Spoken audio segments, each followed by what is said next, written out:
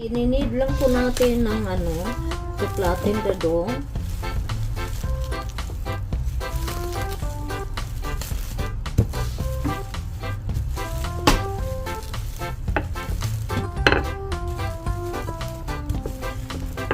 Ayan po. Lapin lang po natin siya.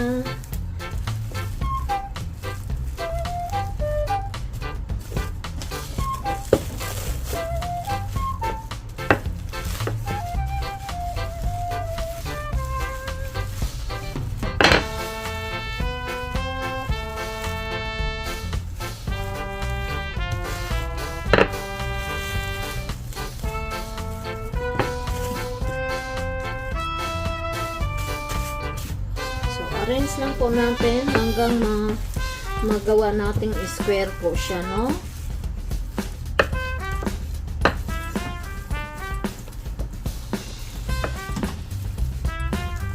Okay po. See you later. Hello po. So, ito na po ang second dough natin. 3/4 flour po. 3/4 cup of flour.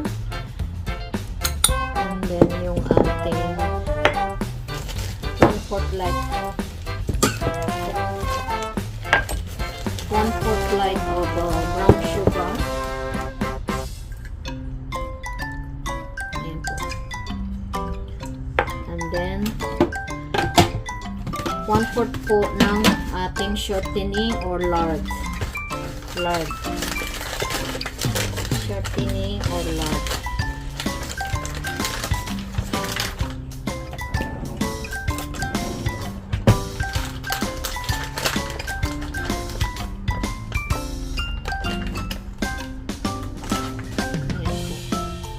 I-mix lang po natin siya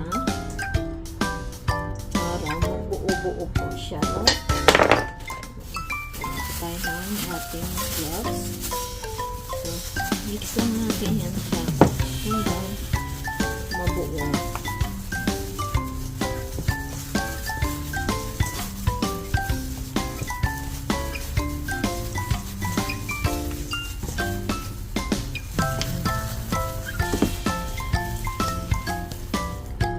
Hello po. So, ito na po, nakapag-rest na po yung ating flour na first dough. So, itong second dough ay ating ilalagay sa ibabaw. No? Ayusin lang natin para siya. Scatter po sa ibabaw ng first dough.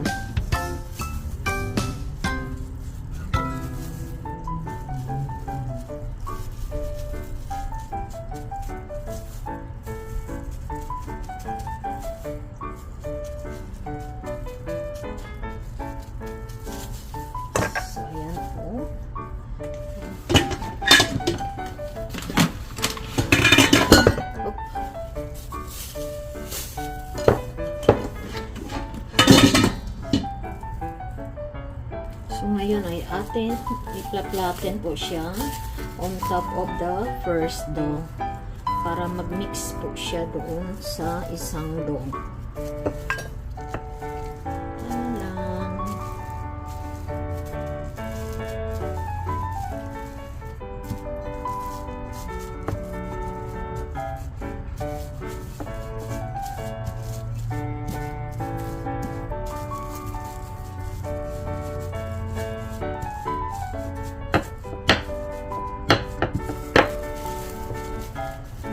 Talaga siya sa plastic. So, tanggalin natin yan. So, pupold lang po natin siya and then i-knead na naman natin. No? I-knead natin hanggang ma-mix po siya doon sa isang dough. So, i-knead lang natin dahan-dahan.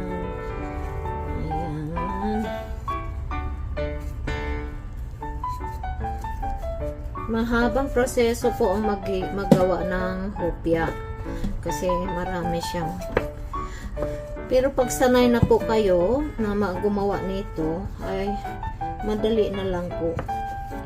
So i-fold na naman natin ng ng 2 times. So bali parang ganyan po siya, no? And then, ipa-roll na naman natin yung ating rolling pin.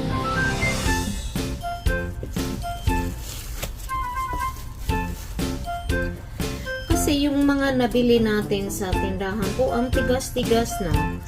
Parang luma na siya ba? So, yan lang po ang ating procedure nito. Nilagay natin. And then, another fold.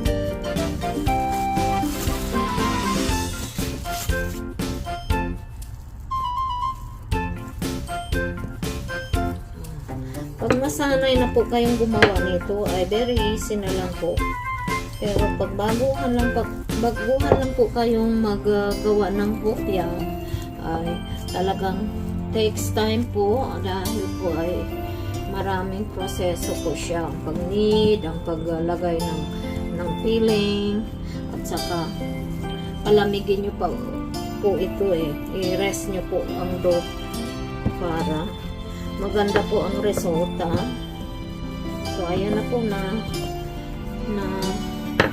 platin, na mix na po natin. So ngayon ay ating iplaplatin dito dahil ating ilalagyan na po natin siya ng filling. So ayusin lang po natin ito at sandali lang po. So ayan na po, na-platin na po yung ating hopya, no? Yung ating dough. So ngayon po ay gagawa po tayo ng log. I-roll po natin siya ng parang log po. I-roll lang po natin and then i-rest po natin siya sa fridge ng mga 15 minutes, no? Bago natin siya i-separate, hiwain ulit at lalagyan po ng ating filling. So malambot na po yung ating dough po. Pinag-mix po natin yung dough 1 at saka dough number 2.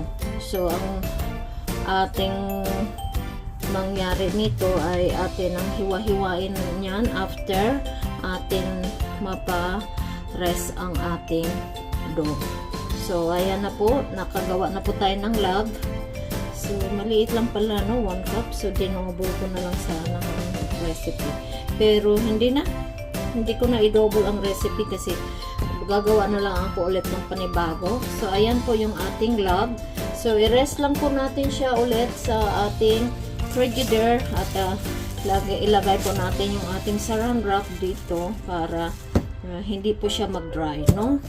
So ayan, i-rest natin ng 15 minutes and then after maghiwa-hiwa na po tayo after, no? So ayan po. Nalagay na po natin sa plastic and then ilalagay po natin sa fridge for 15 minutes. Okay po. Hello po. So, i-prepare na po natin yung ating pan na paglagyan ng ating hopya. So, ito na po. Kagagaling lang po sa frigidaire nito. At atin na pong hiwa-hiwain. At super i-slender lang po natin para marami siya.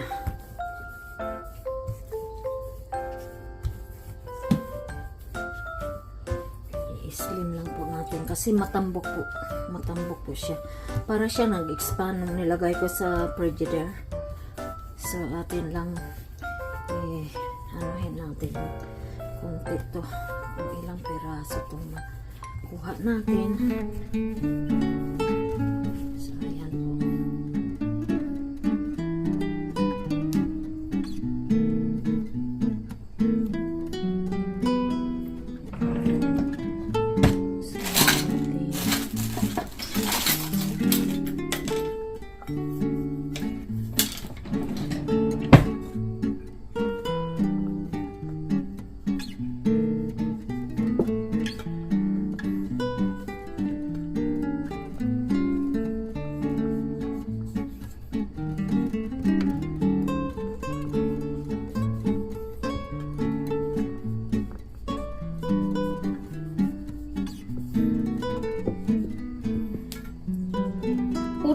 Po kapiraso sa isang cup po na flour, no? So ayan, sige, mag-umpisa na po tayo magpalaman ng ating hopya.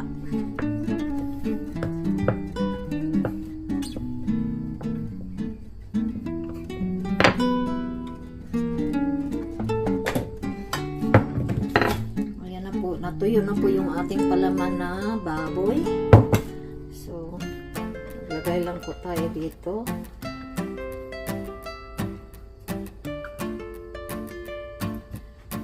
Ayan po.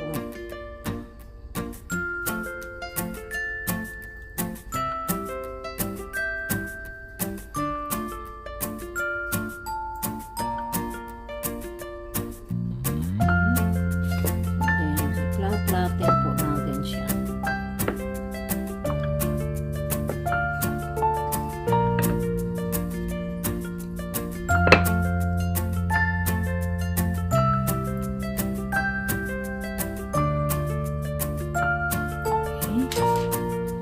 Dali lang po. Hello?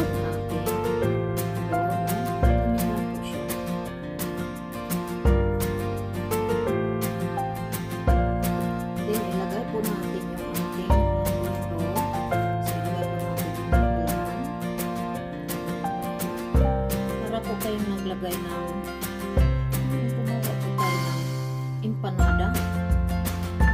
Ayan po. Bilog na po siya. So, iplatin din natin.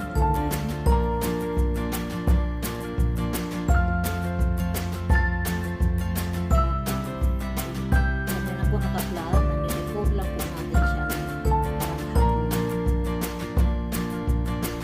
Okay? Ayan na po.